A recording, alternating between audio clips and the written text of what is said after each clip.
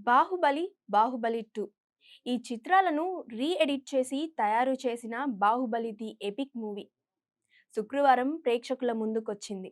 తెలుగు సినీ చరిత్రను తిరగరాసిన ఈ చిత్రం కొత్త వేరియేషన్లలో మళ్ళీ థియేటర్‌లో సందడి చేయబోతుంది. అయితే ఈ చిత్రానికి ప్రేక్షకులు బ్రహ్మరథం పడుతున్నారు.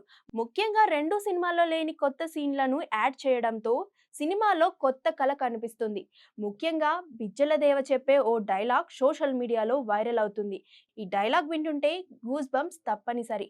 ఈ మూవీని చూసిన వారంతా ఇది కదా అసలైన బాహుబలి అనుభవం అంటూ అరుస్తూ ఉన్నారు. మహేంద్ర బాహుబలి బారి నుంచి తప్పించుకున్న ఓ సైనికుడు మాహిష్మతి రాజ్యానికి చేరుకొని బాహుబలి అంటే అమరేంద్ర బాహుబలి బతికే ఉన్నాడని బిజ్జల దేవకి చెప్తాడు. దానికి ఆయన స్పందిస్తూ చచ్చినవాడు ఎలా బతికొస్తాడ్రా అంటాడు. లేదు ప్రభు, నా కళ్ళతో చూశాను.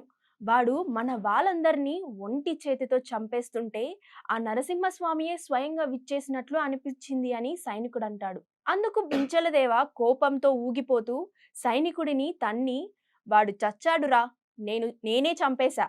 వాడి రక్తం కారి భూమిలోకి ఇంకిపోయింది.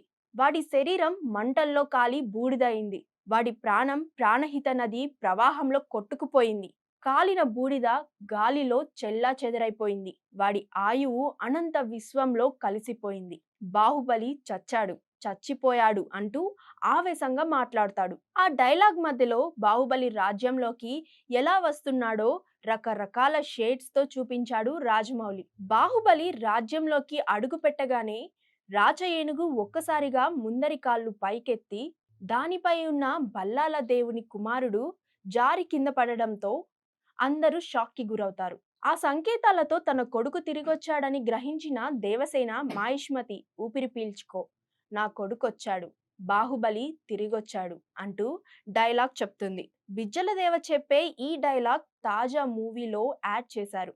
ఈ సీన్ చూస్తుంటే నిజంగా గూస్ బంప్స్ అయితే వస్తున్నాయి. థియేటర్లలో ప్రేక్షకులు ఈ సీన్ చూసి విజిల్స్ వేసి అలసిపోతున్నారు.